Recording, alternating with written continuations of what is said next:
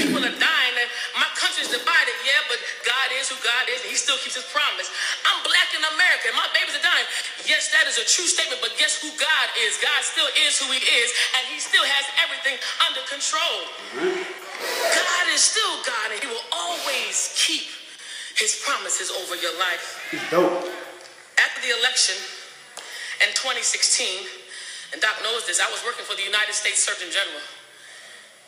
And Donald Trump came into office, and I know you tape, but I ain't scared. Came into the office, and his staff told us that we were going to be fine because the office of the United States Surgeon General is an apolitical office. So there's not supposed to be any politics in healthcare.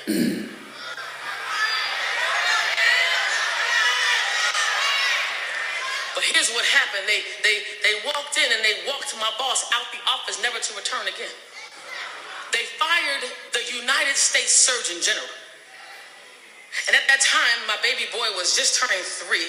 I was the breadwinner because my husband was back in school full time. So we went from 2 incomes to 1, no health care, and daycare cost that was the same as my mortgage.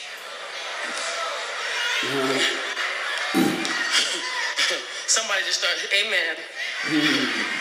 But here's what I knew. God had promised never to leave me. God had promised never to forsake me.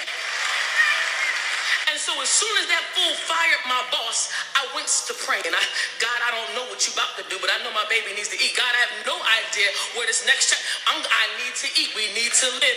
And I tell you this, the next day he showed me how to start my own business. Hey. And for the last 2 years, I've seen more money come through our house than I've ever seen in my entire life. If God said it, then that settles it. It doesn't matter who's in the White House. It doesn't matter who's in charge. My life is That's why I love the word amen so much. It means so let it be and be firm. So let it be amen to your business, amen to your marriage, amen to your ministry, amen to your health, amen to your pastor and his first lady, amen to a new administration in 2020.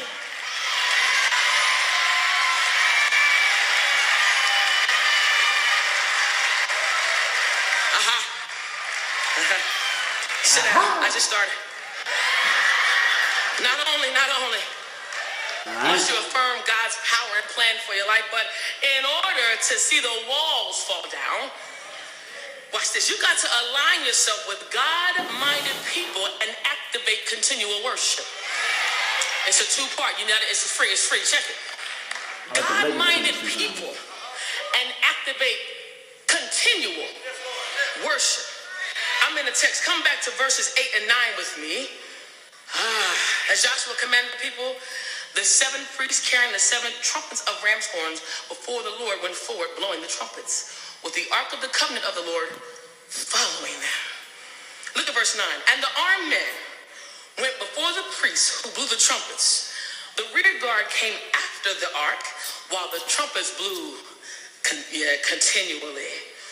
In verses 8 and 9, Joshua is carrying out a very specific command from Yahweh. Now, I want you to understand the context here.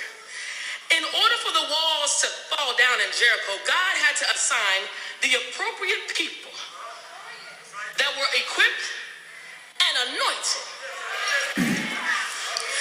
Not just equipped. You got some folk that want to do stuff, but they not anointed to carry out the task. And watch, the history of it is this. The priests in those days, they were the only ones that were sanctioned to use ram horns. And those horns gave a signal of either war or an arrival of a new season. And as the priests blew those horns, signaling that which was coming, the ark of the Lord was escorted by armed men in front of a procession and behind the procession. Church, if your walls are going to fall down, then only those assigned to your life can truly stand in the gap with you. You see, many of you got walls in your lives because you got unappointed and unanointed people that have begun to lay brick after brick after brick after brick over your life. Why? Because your God-given destiny is not in line with their plans for you. And you, see, and I figured this, we the dumb ones because we let them do it. You let folk pile on you because you don't see the potential in your own self. Yeah, I'm talking about abusive and ungrateful spouses. I'm talking about leeching children. I'm talking about cunning co-workers. I'm talking about unsanctified supervisors. I'm talking about mischievous ministry workers that are up in the church faking it.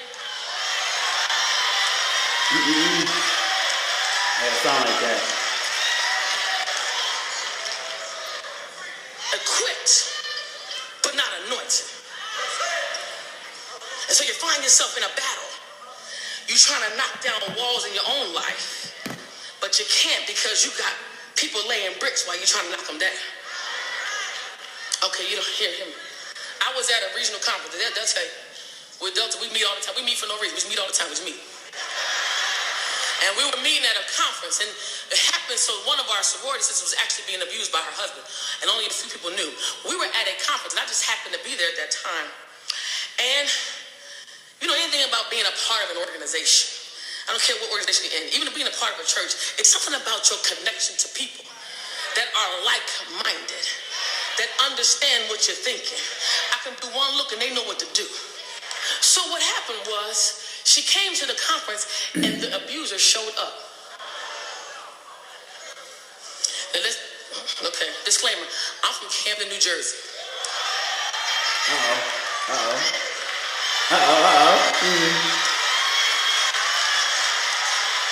Because what you're not going to do. So here's what the fool thought. He thought there was going to be a bunch of women and they would leave him alone. He came to strike her. In Delta, we got something called Delta Deers. And they are 62 and older. The next thing I knew, I saw a cane come in front of me. A purse. That fool ran for his life all the way at the... Sometimes you got to have people around you that know exactly what to do when you're going through some hell. And I thank God that woman got out of that marriage. So I thank God for God-minded people that understand what you're not going to do. You see, you need people in front of you that know how to pray with you, that know how to praise with you, and know how to worship with you. And then you need some ride or die chicks. That's me.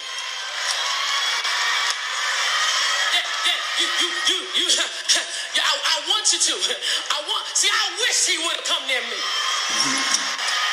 Yeah, you got to have a ride or die friend. And then you got to have a friend that know how to bail you out. Watch what happened in the text. God appointed the right people in front of the procession, in the middle of the hall of the ram's horn, and right behind the procession. Hold up.